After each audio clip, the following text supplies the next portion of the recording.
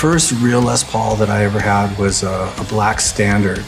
And I think it was a reef end, and I bought it on Sunset Boulevard at this little shop.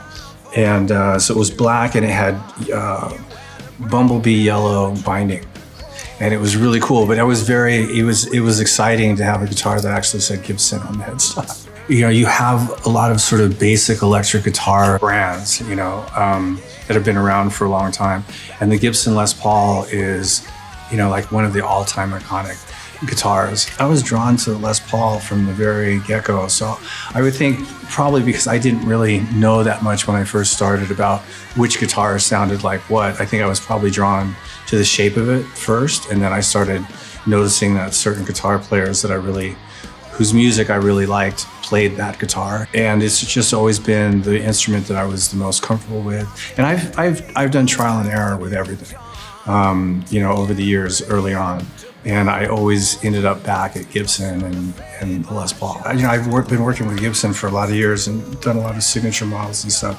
But this is the first batch of guitars that is part of the USA collection, which is really nice to finally have, you know, arrived at that place. The custom shop models are very exclusive. They're pretty expensive and they're very specific. So it's nice to be able to do something with the USA, which is, you know, they're still top of the line guitars, but they're USA, they're a little bit more accessible and more affordable, and they're top quality. But not such that it's a limited edition, one style, one model, kind of a, you know, quick run. This is something that'll be there for a long time. The AAA top is just one of the nicest maple tops that you can get. You know, so what we want to do with all the USA guitars is get them to be as high quality as possible. Appetite Burst is influenced by a custom shop, Appetite for Destruction, Les Paul, that we put out a few years back, limited edition. And it was basically based on this guitar that I recorded Appetite for Destruction with. So this is basically that same guitar in a USA format. The November Rain guitar was actually Cesar's idea.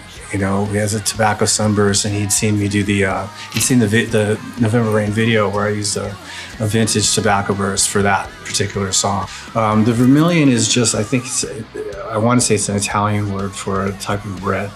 And we just think it's a great name for this color. And the Anaconda Burst is that deep green kind of thing, because I'm a big fan of Anaconda snakes. So I wanted to do a guitar with Gibson that had this, you know, sort of rich green or emerald color to it, and call it the Anaconda. Yeah.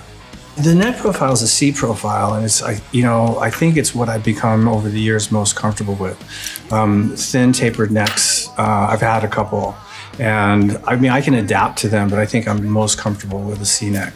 And then as far as pickups are concerned, the ones that I've been using for years and years have been Alnico 2 pickups, and they're about medium output. They don't have too much gain, and they're not obviously jazz pickups. They're not too clean. So there's just a nice, honest guitar sound, electric guitar sound. I probably first picked up a J45 at Guitar Center back in 1981, something like that.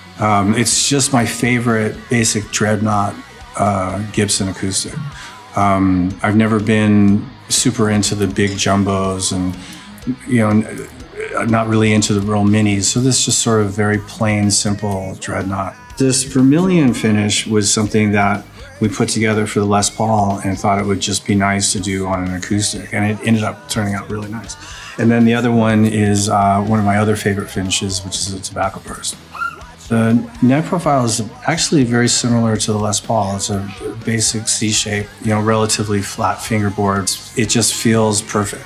The one thing that you would hope that anybody picks up when they pick up, you know, one of these guitars is that same sort of excitement of, here's a guitar that is set up nicely and plays well and sounds good, and sort of just ticks all the boxes. Yeah. Your diamond rings, all your pretty things, and just move.